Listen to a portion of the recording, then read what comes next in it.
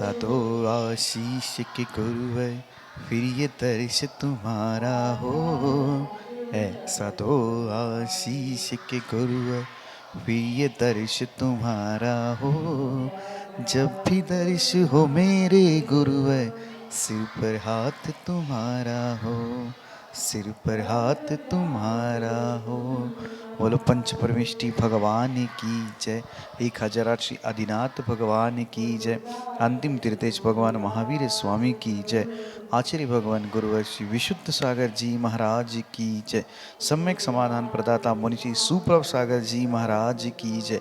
मुनि श्री प्रणत सागर जी सौम्य सागर जी महाराज की जय। जय जिन बंधु, हम सब यहाँ उपस्थित हुए हैं लोकप्रिय कार्यक्रम सम्यक समाधान के लिए। जैसा इसका नाम है सम्यक समाधान, वैसे ही उसका काम है।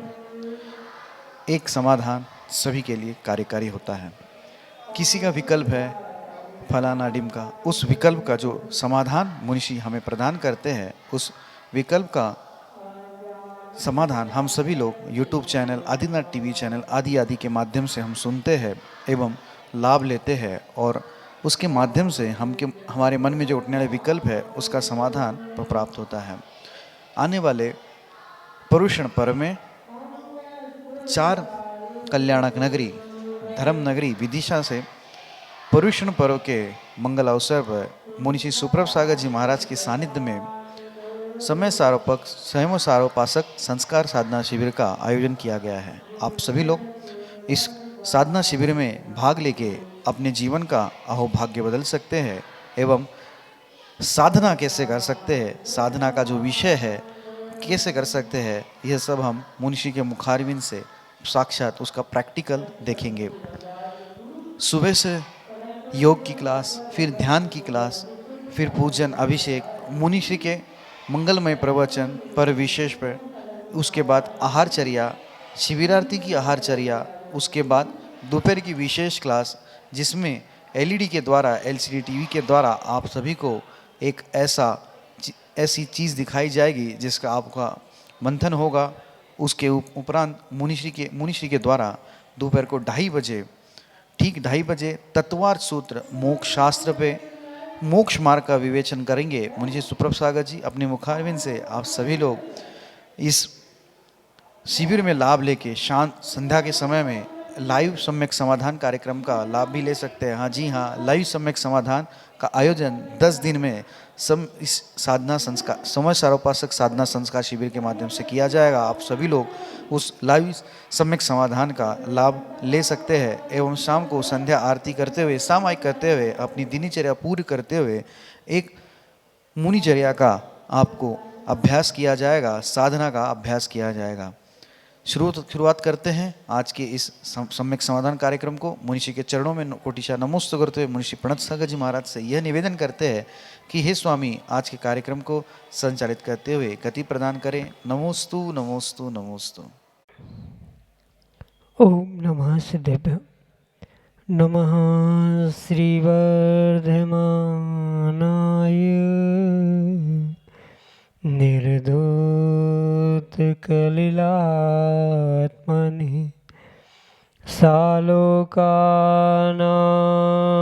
त्रिलोकानां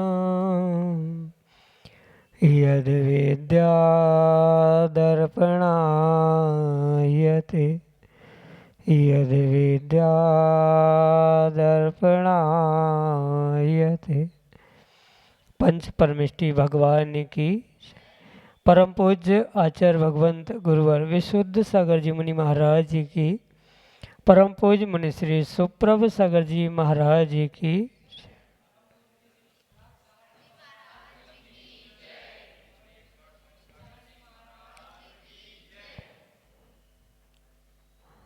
हमारा प्रश्न, हमारा विकल्प सामान्य है या विशेष है, ये महत्वपूर्ण नहीं है, अपितु उस विकल्प को, विकल्प चाहे सामान्य हो अथवा विशेष हो, यदि उस विकल्प में समीचीनता है तो वह महत्वपूर्ण है, और विकल्प यदि समीचीन है और उस विकल्प का जब हमें सम्यक समाधान किसी निर्ग्रंथ गुरु से प्राप्त हो जाता है तो निश्चित ही वह हमारे कल्याण का मार्ग खोल देता है।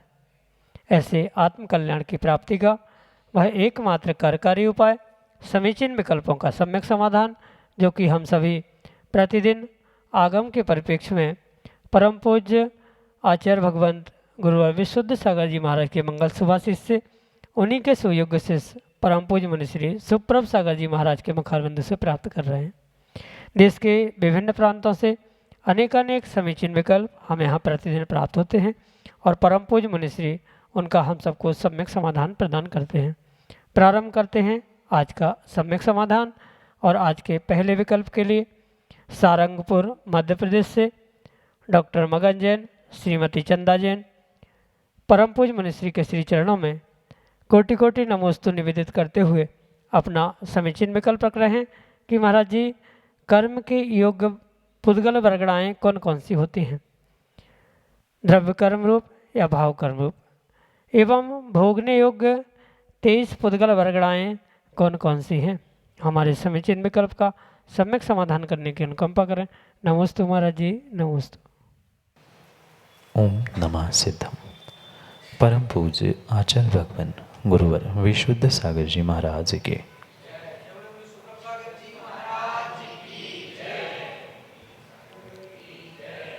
इस ब्रह्मांड में, इस लोक में 23 प्रकार की वर्गणाएं होती हैं, जो पूरे ब्रह्मांड में यत्र तत्र सर्वत्र प्राप्त होती।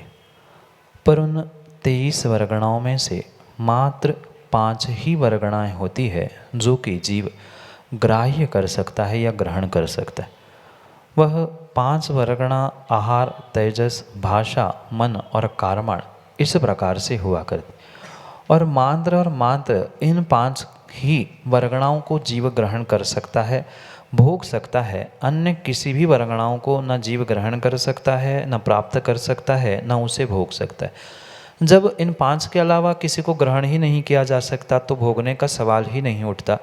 इसलिए पूरी 23 वर्गणाएँ जो इस ब्रह्मांड में हैं, वो 23 वर्गणाएँ भोगने योग्य नहीं हैं, ग्रहण करने योग्य नहीं है। मात्र आहार, तेजस, भाषा, मन और कार्मण, ये 5 ही वर्गणाएँ ऐसी है जो जीव के द्वारा भोगी जा सकती है, प्राप्त की जा सकती है, ग्रहण की जा सकती है। अन्य कोई भी वर्गणाएँ जो शेष 16 वर्गणाएँ कही, वे किसी भी प्रकार से वहाँ ग्रहण करने योग्य हो ही नहीं सकती। और साथ में विशेष बात ये समझे, ये जो पुद्गल वर्गणाएँ हैं जिसे जीव ग्रहण कर रहा है, प्राप्त कर रहा है, वे मात्र और मात्र द्रव्य कर्म रूप ही होती है।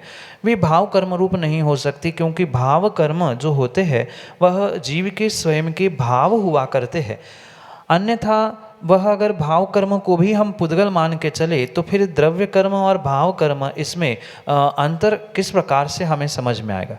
ये विशेष बात यहाँ समझे, जो भी पुद्गल वर्गणाएँ जीव ग्रहण कर रहा है, चाहे वह आहार, तेजस, भाषा, मन या कार्माण रूप हो, उन 5 में से कोई भी वर्गणा जो ग्रहण कर रहा है वह पौद्गलिक ही होने के कारण से उसे द्रव्य कर्म रूप ही ग्रहण करना होगा। वे भाव कर्म रूप हो ही नहीं सकते। उस कार्मण वर्गणाओं को या जितनी ग्रहण करने योग्य वर्गणा है, उन वर्गणाओं को ग्रहण करने के लिए जो निमित्त बन रहे हैं, मतलब उसके जो भाव निमित्त बन रहे हैं जीव के, उस जीव के भावों को ही हमें पूर्ण रूप से यहाँ पर भाव कर्म समझना होगा, क्योंकि तभी इन दोनों का पूर्ण रूप से हम अंतर समझ सकते हैं। इसलिए विशेष बात समझने योग्य ये है, जो ये वर्गणाएँ जीव ग्रहण कर रहा है, जिसके माध्यम से वह 9 कर्म आदि को प्राप्त कर रहा है, वह पूर्ण रूप से पौद्गलिक होने से द्रव्य कर्म है। और उस द्रव्य कर्म के आश्रव बंध के लिए जो भी जीव के अंतरंग में भाव प्रकट हो रहे हैं, उन सभी भावों को ही भाव कर्म कहा जा सकता है। अन्य किसी भी प्रकार से ये जितनी भी वर्गणाएँ जीव ग्रहण कर रहा है, उसे हम भाव कर्मों में ग्रहण नहीं कर सकते। वह भाव यानी जीव के चेतन के परिणाम रूप होने से उसे भाव कर वर्गणाएँ कहा है, भाव कर्म कहा है। वह किसी प्रकार से द्रव्यों से यानी पुद्गल से प्राप्त होने वाली वर्गणाएँ नहीं है, इसलिए वह भाव कर्म रूप ग्रहण की गए। और जो भी द्रव्य यानी पुद्गल के परमाणु रूप, पुद्गल की वर्गणाओं रूप जीव ग्रहण करता है, उन 5 वर्गणाओं के निमित्त से ही द्रव्य कर्म आदि 9 कर्म आदि बनते हैं। अन्य किसी भी प्रकार से वे भाव कर्म में नहीं आते। यही आपके लिए सम्यक समाधान। अगले समीचीन विकल्प के लिए आदि जैन कोठिया मड़ौरा उत्तर प्रदेश से महाराज श्री के चरणों में बारंबार नमोस्तु निवेदित करते हुए अपना प्रश्न रख रहे हैं कि महाराज जी किसी भी कार्य को एकाग्र मन से कैसे करें। पढ़ाई करते हुए या कोई भी अन्य कार्य करते समय मन विचलित होता है तो उसको नियंत्रित कैसे करें। हमारे समीचीन विकल्प का सम्यक समाधान करते हुए हमारा मार्गदर्शन करने की अनुकंपा करें। नमोस्तु महाराज जी, नमोस्तु। मन की स्वाभाविक परिणति चंचलता है, जिसे हमें बुद्धिपूर्वक प्रयास करते हुए ही नियंत्रित करने की आवश्यकता है। जब तक हम किसी कार्य के प्रति डिवोशन से या संकल्प पूर्वक उस कार्य में संलग्न नहीं होंगे, तब तक किसी भी प्रकार से हमारा मन एकाग्र नहीं हो सकता। चाहे वह लौकिक पढ़ाई का विषय हो या अन्य कोई भी कार्य क्यों ना, पर उस प्रत्येक कार्य में हमें अगर मन को एकाग्र करना है तो सबसे पहले हमें बुद्धिपूर्वक ये निर्णय करना होगा, ये जो कार्य हम कर रहे हैं, पढ़ाई कर रहे हैं, उसका फल, उसका नतीजा मेरे जीवन में क्या होगा।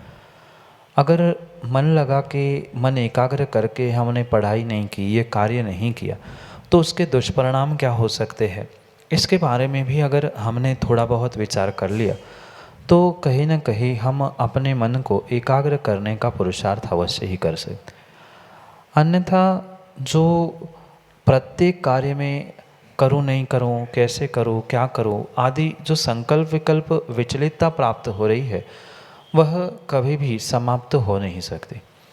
इसलिए मन को एकाग्र करने के लिए चाहे पढ़ाई के क्षेत्र में हो या अन्य किसी भी कार्य में हो, सबसे पहले तो हमें एक कठोर निर्णय करना होगा, मैं ये कार्य कर रहा हूँ, ये कार्य क्यों कर रहा हूँ, कार्य करने के पीछे, पढ़ाई करने के पीछे उद्देश्य क्या है, और उस उद्देश्य को अगर मैं प्राप्त नहीं कर पाऊँगा, कार्य को पूर्ण नहीं कर पाऊँगा, तो उसके ड्रॉबैक्स क्या है, उससे मेरे जीवन में क्या घाटा, क्या नुकसान हो सकता है। इसका अगर निर्णय हमने कर लिया तो कुछ हद तक मन और मन के संकल्प विकल्प नियंत्रित हो सकते। ये परम सत्य समझे कि मन बिल्कुल मशीन जैसा बंद नहीं होगा, क्योंकि वह कोई पौद्गलिक नहीं है। कहीं ना कहीं वह मन की विचारों की धारा, चिंतन, संकल्प विकल्प बने रहेंगे। पर जो बहुत अधिक विचलित हो रहा था और जो जो कार्य करना है वो छोड़ के अन्यत्र भाग रहा था, उसे पुनः पुनः पकड़कर हमें मन को उस कार्य में लगाने का पुरुषार्थ करना होगा। कई बार हमें उस मन से भी अकेले में चर्चा करनी होगी कि अक्सर मन से कहा करने की आवश्यकता है कि हमेशा हम तुम्हारा साथ देते हैं। कभी कभार पढ़ाई करते समय, कभी कुछ अच्छा कार्य करते समय मन को भी अपना साथ देना चाहिए। ऐसा कहते हुए, ऐसा निर्णय करते हुए हम अपने मन को एकाग्र करने का प्रयास कर सकते। जैसे अन्य भी कई साधन हो सकते हैं पढ़ाई के समय एकाग्रता प्राप्त करने के लिए। भीतर से हमें बहुत सारी पॉजिटिविटी और पॉजिटिव एनर्जी को गेन करना, प्राप्त करना बहुत आवश्यक। बिना पॉजिटिविटी और बिना उस भीतर के निर्णय के कभी भी पढ़ाई में या किसी भी कार्य में एकाग्रता नहीं हो सकती। इसलिए उस एकाग्रता को प्राप्त करने के लिए हमें कंसंट्रेशन के साथ, यानी उस एकाग्रता के साथ अपने लक्ष्य पर ध्यान रखना होगा कि मैं पढ़ाई, ये कार्य किस उद्देश्य, किस अभिप्राय से, किस कारण से कर रहा हूँ, उसको मैं कैसे करूँ आदि का अगर विचार हमारे भीतर है, उसके फल, उसकी पॉजिटिव और उसकी नेगेटिव सबकी बाजू साइड हमें अगर पता है तो हम नियम से अपने मन को लगा के पढ़ने का, कार्य करने का पुरुषार्थ कर सकते हैं। पर उसके लिए कोई बाहर की दवाई नहीं है, कोई जादू टोना नहीं है कि कोई जादू की छड़ी घुमा दो हमारा मन एकाग्र हो जाए, कोई दवाई खा लो उससे मन एकाग्र हो जाए। वो पूर्ण रूप से हमें स्वयं को ही निर्णय करते हुए, स्वयं को ही उसका पक्का निर्धार करना होगा कि हमें ऐसा करना है तो करना है। उसका फल, उसके ड्रॉबैक्स आदि समझते हुए अगर हम निर्णय कर ले तो नियम से हमारा मन उन कार्यों में एकाग्र होगा। यही आपके लिए सम्यक समाधान। संदीप जैन, हिंगोली, महाराष्ट्र वरून पुढचे विकल्पासाठी आपले समोर। नमस्तु महाराज जी, नमस्तु महाराज जी। मेरा प्रश्न है कि अगर घर में चैत्यालय हो और उसका अभिषेक अगर मैं कर रहा हूँ तो उसमें अगर कोई अशुद्धि आ जाए तो उससे पापों का बंध होता है क्या? घर में चैत्यालय होना किसी भी प्रकार से कोई दोष नहीं है।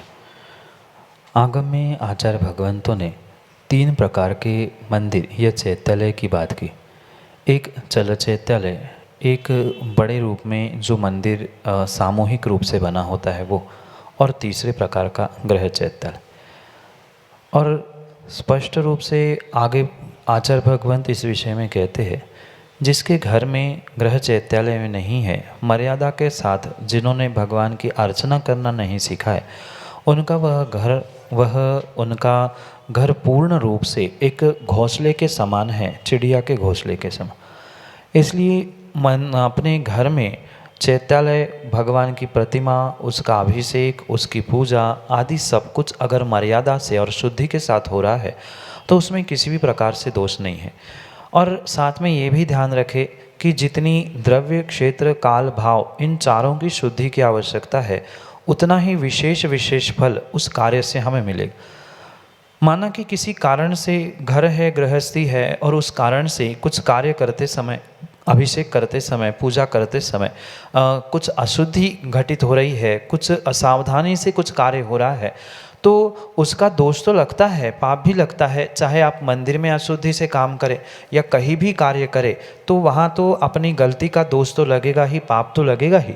पर इसका मतलब ये नहीं है कि हम वह कार्य करना छोड़ ही दे या घर से चैत्यालय को दूर कर दे। ये किसी प्रकार की आगम की व्यवस्था नहीं है। आगम के परिप्रेक्ष्य में हमें ये समझना होगा कि जितनी अधिक से अधिक हम शुद्धि कर सकते हैं, उतनी द्रव्य शुद्धि करें और भावों की शुद्धि सर्वोत्कृष्ट हो। ये वहाँ पर परम आवश्यक बात है, ये हमें समझने की आवश्यक। साथ में माना कि कभी किसी कारणों से अभिषेक करते समय या अन्य पूजा आदि करते समय अशुद्धि हो रही है, तो उस अशुद्धि को ठीक करने के लिए, उस पापों से, उस दोषों से बचने के लिए कभी आप आचार्य भगवंत निर्ग्रंथ गुरु उनके समीप पहुंचकर उसके लिए प्रायश्चित आदि ग्रहण करें और प्रायश्चित ग्रहण करते हुए उन दोषों का, उन पापों का पूर्ण रूप से शमन करने का, उन पापों को, दोषों को ठीक करने का प्रयास करें। सर्वथा अगर उन सभी कार्यों में, घर गृहस्थी के और गृह चैत्यालय के कार्यों में अगर दोष ही निकाले और अशुद्धि ही बनाई जाए, तो कभी भी आगम की बात पूर्ण नहीं हो सकती। इसलिए क्वचित कदाचित कुछ अशुद्धि, कुछ विपरीत कार्य भी हो रहा है, अयोग्य कार्य भी हो रहा है, तो उसके निमित्त से गुरु के पास पहुंचकर वह प्रायश्चित ग्रहण किया जाए। पर प्रायश्चित लेने के लिए अशुद्धि ना की जाए। धोखे से हो गया है तो उसको सुधारने के लिए प्रायश्चित लेके हम उसे ठीक कर सकते हैं। यही आपके लिए सम्यक समाधान। मोहिनी शशिकांत जैन, हिंगोली, महाराष्ट्र से अगले समीचीन विकल्प के लिए। महाराज जी के चरणों में त्रिवार नमोस्तु। महाराज जी, मेरा प्रश्न है कि हम भक्तांबर जी का पाठ करते हैं, सुबह रोज करते हैं, लेकिन कभी कुछ कामों में छूट जाए तो हम कब कर सकते हैं भक्तांबर जी का पाठ? भक्तांबर एक स्तोत्र है और उसका पाठ करने के लिए, उसका उच्चारण करने के लिए कोई काल की मर्यादा, काल की सीमा, काल का बंधन बिल्कुल भी नहीं है। कुछ जीव ये सोचते हैं या कहते हैं कि वह पाठ मात्र सुबह ही होना चाहिए, इतने ही समय में होना चाहिए, जबकि ये एक स्तोत्र है, भगवान का भक्ति का साधन है, भगवान की भक्ति, आदिनाथ भगवान की भक्ति उसमें की गई है। इसलिए किंचित भी उसमें कोई विकल्प करने की आवश्यकता नहीं है। हम सुबह, दोपहर, शाम, रात, हमारी जैसी अनुकूलता है उस अनुकूलता के अनुसार उसका पाठ कर सकते हैं, उसमें कोई भी दोष नहीं। माना कि आपका प्रतिदिन पाठ करने का नियम है और सुबह किसी कारणों से पाठ नहीं हो पाया, आपको दोपहर में समय है, आप दोपहर में कर सकते हैं, दोपहर में समय नहीं मिल रहा, शाम को कर सकते हैं, शाम को समय नहीं है तो वह रात में भी आप मर्यादा के साथ उसका पाठ कर सकते हैं। उसमें किसी भी प्रकार से कोई दोष नहीं हो सकता, क्योंकि ये कोई सिद्धांत ग्रंथ का वाचन नहीं है कि सामायिक के काल में, प्रोषोद काल में, रात में नहीं पढ़ सकते। ऐसा कोई बंधन ये स्तोत्र पाठ आदि में नहीं होता। ये भगवान की भक्ति होने से भक्तांबर जी का पाठ आप जब चाहे अपने अनुकूलता से, पर शुद्धि का ध्यान रखते हुए करें। यही आपके लिए सम्यक समाधान। ऋचा सुखील कुमार जैन, हिंगोली, महाराष्ट्र से अगले समीचीन विकल्प के लिए। जी के चरणों में त्रिवार नमोस्तु। महाराज जी, मेरी शंका है कि नवकार मंत्र सर्वोपरि मंत्र है, ये हम बचपन से सीखते आए, तो कोई भी अगर दोष हो तो हम नवकार मंत्र का जाप कर सकते हैं, फिर बाकी मंत्रों का मर्म क्या है? नमोकार एक महामंत्र के रूप में और सभी मंत्रों के राजा मुखिया के रूप में स्वीकार किया गया। इसका अर्थ ये नहीं है कि अन्य मंत्र कार्यकारी नहीं है, अन्य मंत्र उपयोगी नहीं है, ऐसा किंचित भी उसका अभिप्राय नहीं है। जितनी कीमत राजा की होती है उतने ही एक सैनिक को भी उस राजा की अपेक्षा से राज्य के एक विशेष कहीं ना कहीं अंश होने की अपेक्षा से उसकी भी कुछ न कुछ कीमत होती ही है। ऐसे ही प्रत्येक मंत्रों का अपना अपना मर्म है, अपना अपना अर्थ है, अपना अपना प्रयोजन है। सब भिन्न भिन्न प्रयोजन से, भिन्न भिन्न अर्थों से वह मंत्र बनाए जाते हैं। कौन से कार्य के लिए कौन सा मंत्र, क्या सिद्ध करना आदि आदि की अपेक्षा से उन मंत्रों के मर्म, उन मंत्रों के अभिप्राय, उन मंत्रों के अर्थ आचार्य भगवंतों ने प्रदान किए। उन सब की भिन्न भिन्न प्रकार से विधि भी आचार्य भगवंतों ने हमारे लिए प्रदान की है। और ये पूर्ण जो कुछ भी विधि मंत्र आदि सब कुछ कहे हैं, उन सब में मुखिया, सब में श्रेष्ठ अगर कोई है तो वह नमोकार मंत्र है। क्योंकि सभी मंत्रों का समाविष्ट करने वाला अगर कोई मंत्राधिराज मंत्र है, सर्वोपरि मंत्र है, तो वह नमोकार है। पर ये सर्वोपरि होने से बाकी मंत्र गौण नहीं होते, बाकी मंत्र छोड़ने योग्य है या छोटे हैं, ऐसा भी किसी प्रकार से नहीं है। एक छोटा ओम ह्रीम आदि भी जो मंत्र है वो भी बहुत श्रेष्ठ मंत्र हुआ करता है।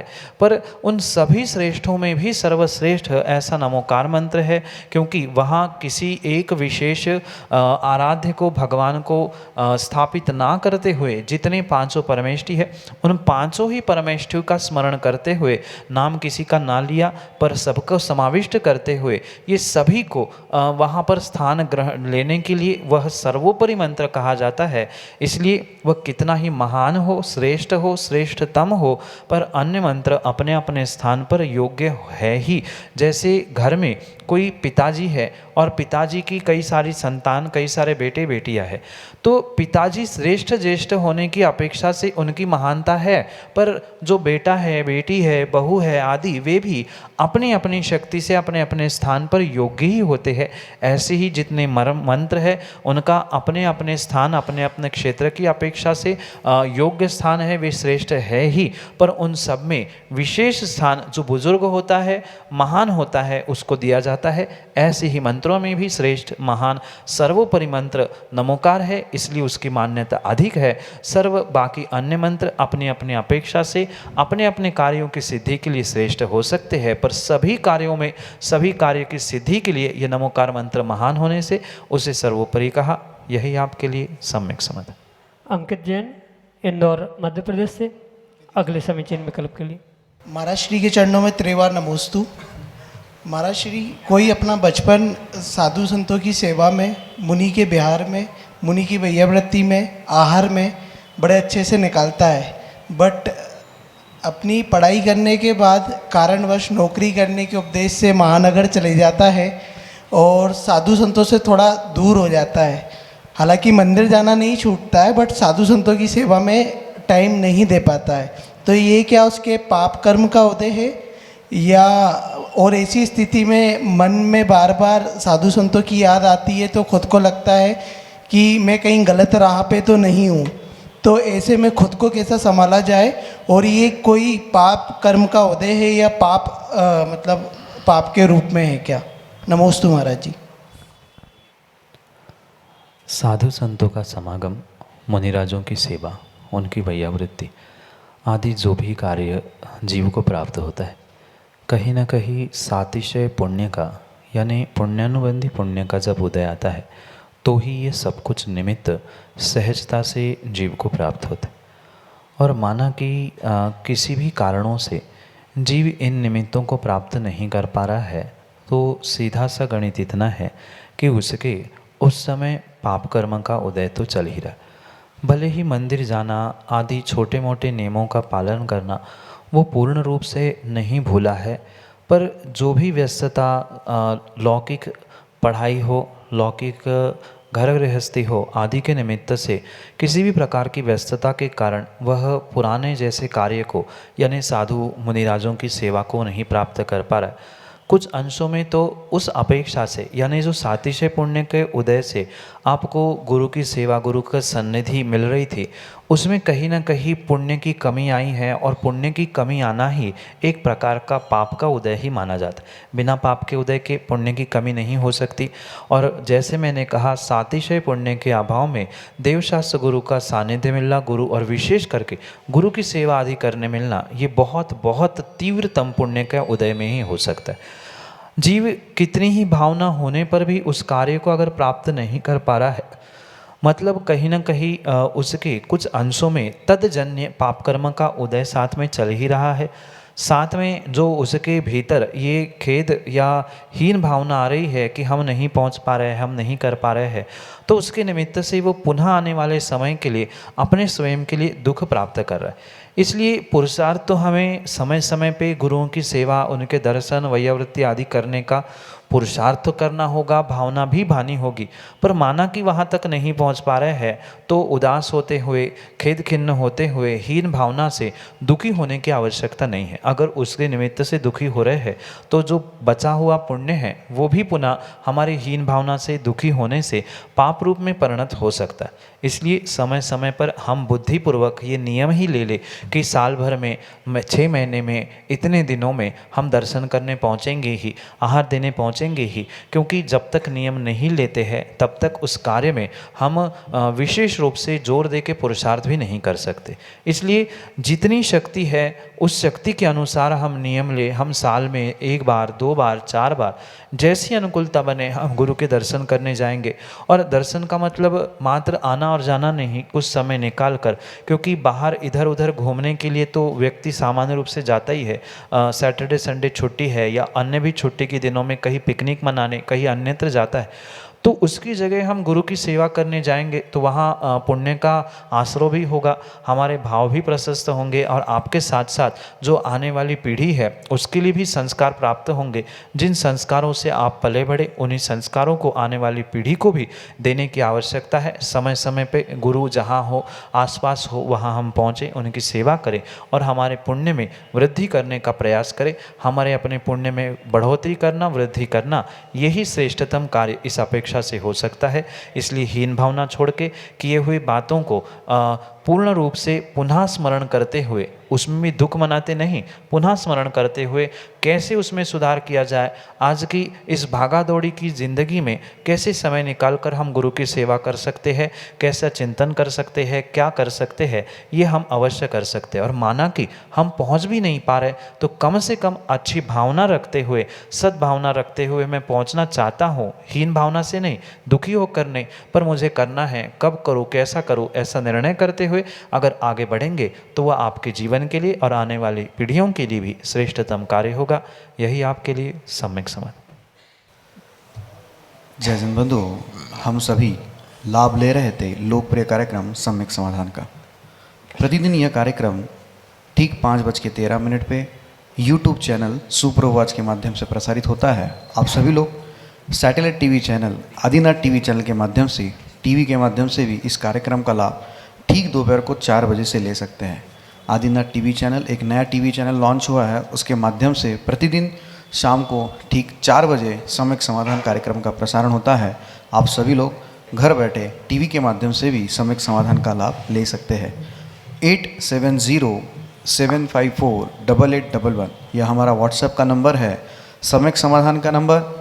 इसके माध्यम से आप अपने मन में उठने वाले जो विकल्प है उस विकल्पों को हम तक पहुंचा सकते हैं और उस विकल्पों का सम्यक समाधान मुनिश्री के मुखारविंद से हम सभी प्राप्त करेंगे। और आपके निमित्त से आपकी जो शंका है उस विकल्प का हम सभी लोग आपके माध्यम से मुनिश्री के मुखारविंद से उसका सम्यक समाधान प्राप्त करेंगे। आने वाले 31 तारीख से 31 अगस्त से समय सारोपासक साधना संस्कार शिविर का आयोजन शीतलनाथ भगवान की 4 कल्याणक नगरी विदिशा में होने जा रहा है। मुनिश्री के अथक प्रयास से एवं उनके समय में से समय निकालकर मुनिश्री ने हमारे लिए यह समय प्रदान किया है और यह संस्कार शिविर का आयोजन किया गया है। सुबह से योग, फिर मुनिश्री के मुखारविंद से ध्यान, पर विशेष पे प्रवचन एवं दोपहर की क्लास में मोक्ष शास्त्र पे विशेष विश्लेषण एवं शाम के समय पे प्रतिक्रमण एवं आचार्य भक्ति के साथ इस कार्यक्रम का प्रतिदिन कार्यक्रम इस शिविर में ऐसा नियोजित किया गया है। आप सभी लोग अधिक मात्रा में शिविर में लाभ लेके अपने एक मुनिषि की चर्या कैसी होती है और एक श्रवणचर्या कैसी होती है उसका लाभ आप 10 दिनों में श्रावक संस्कार शिविर में आके ले सकते हैं।